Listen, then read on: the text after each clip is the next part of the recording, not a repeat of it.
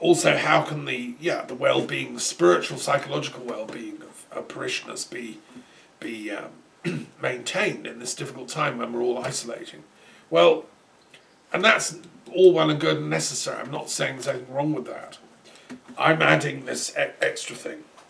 And I've also suggested in my letter to the Pope that this idea of a Pythagorean oath, that all science graduates, when they get their doctorate, should have to swear an oath like the Hippocratic Oath, not to harm, injure, make weapons of mass destruction, because there are some pretty mad scientists out there doing despicable research for private profit, being paid vast sums, like this chap Charles Lieber, who was found to be making little nano robots that can take viruses into human beings and so on, and he was being paid vast amounts to take this data from Harvard to the Chinese universities in Wuhan, of all places. I mean, what these scientists are getting up to behind the scenes is just mind-boggling. So I'm hoping the Pope will, listen to what I'm saying. He seems a moral guy, and he seems an intelligent chap. I don't think he's quite in the calibre of John the 23rd, but, a good man, and I'll let you know if progress is made. So I think the greatest, and also I just want to point out that Robert Kennedy Jr., the son of Robert Kennedy, the brother of the president, was assassinated. The same team of death squad people killed the brother.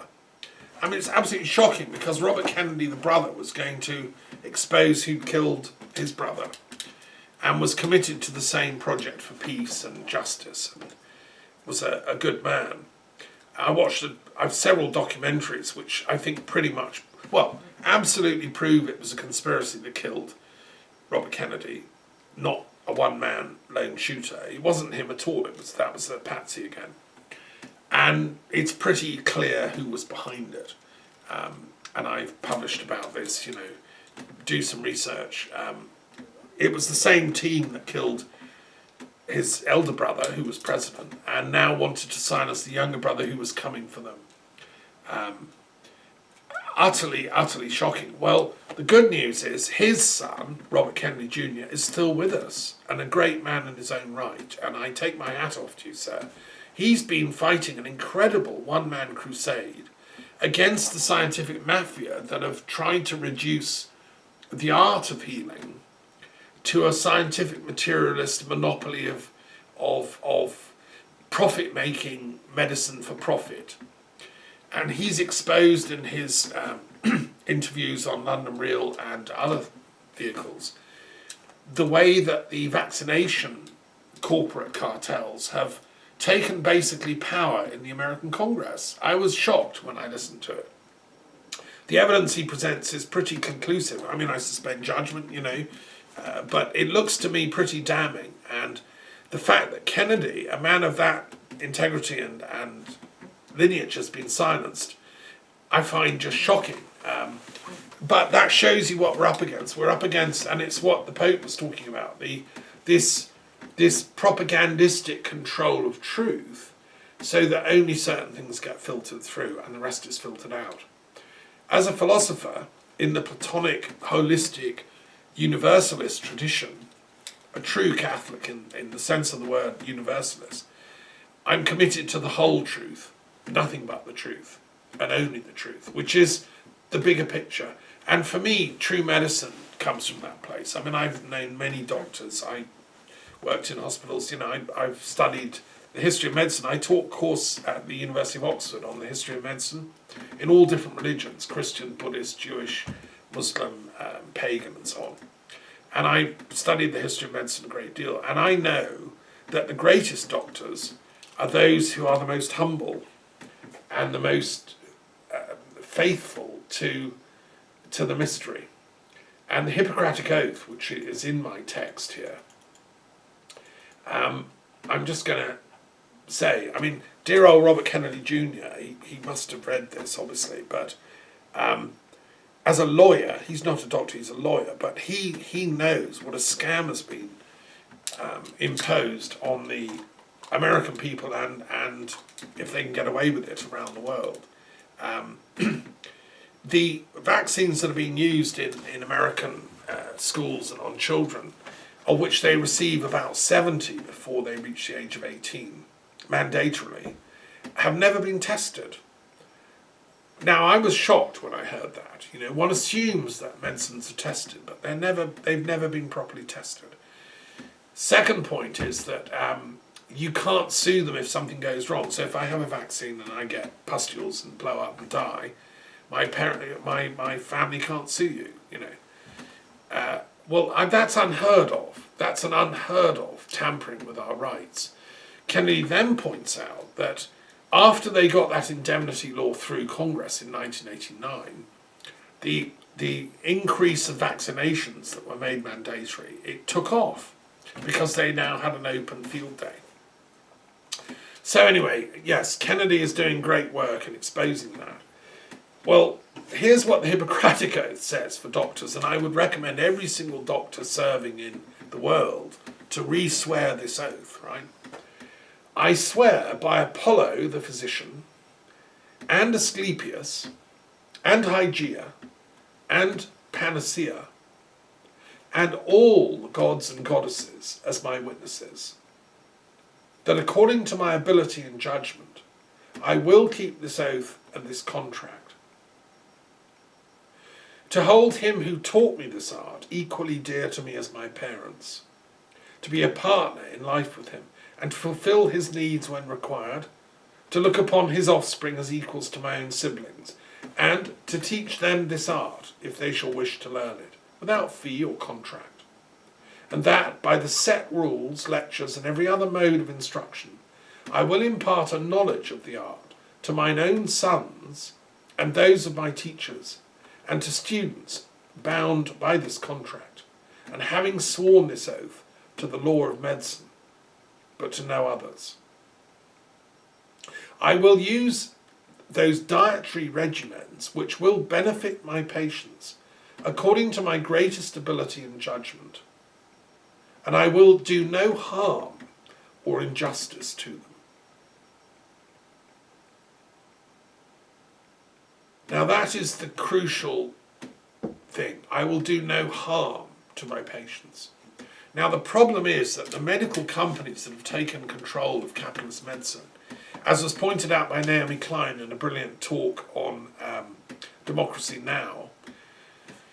Just the other day, Naomi Klein is pointing out that with capitalist medicine, where it's for profit, Hippocratic Oath goes up in smoke, goes out the window, because I will do no harm to my patients then clashes with I will reap maximum profit from every little medical transaction I can, which is the sort of capitalist oath. It's the unwritten oath. So we have a huge problem. And it goes on, in purity and according to divine law will I carry out my life and my art. Well, you know, this is major stuff, but this was the backbone of the beginning of medicine. I've been to Cos, where Hippocrates taught and founded the first medical school in the Western world. We need to get back to that, you know. I will not harm my patients. And I take the view as a doctor of philosophy that every doctor of philosophy and every scientific graduate should take a similar oath. It can be worded obviously differently, but the art of clear thinking, the art of true science, and the art of true medicine are the same. It's the great art that underlies all true wisdom work.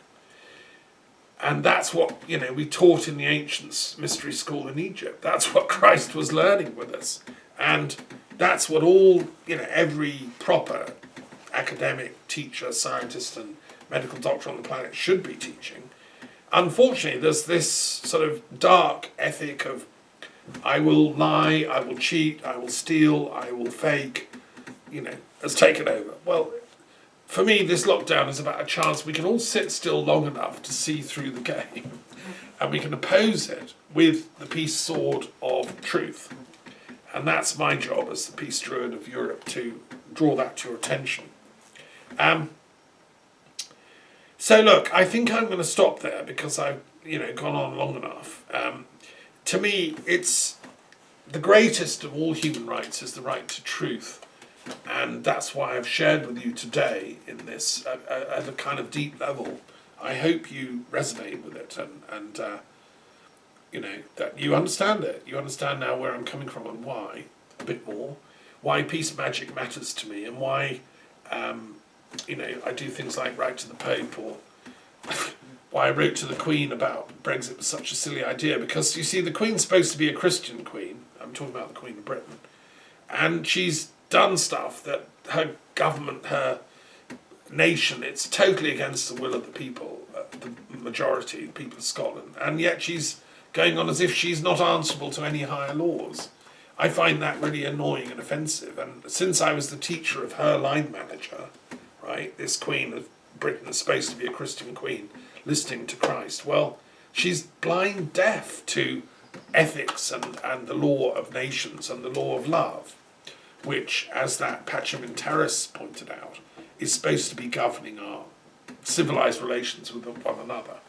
And, the Dark Warriors, the Steve Bannons and co, just hijacked my nation, which is the beautiful British Isles of England, Scotland, Wales and Northern Ireland, living in peace with the rest of Europe. I want it back. And I want the Queen to, wake up and be a proper Queen, or put her son in charge, who's at least got a conscience. I have spoken to him. Giles will be a more intellectually, Catholic monarch in his commitment to truth, I think, and his lack of courage, lack of cowardice in speaking truth. But that's just an aside. So I hope that you found this useful, and we have a world to save, people. We have a virus to, solve. We have a metaphysical problem at the heart of the planet's problems that I've addressed some aspects of today. Obviously, I'll see you again next week if we survive, And if not, well, it's been nice knowing you. This has been a fun incarnation. I've done what I can, and I'm sure that you're doing what you can.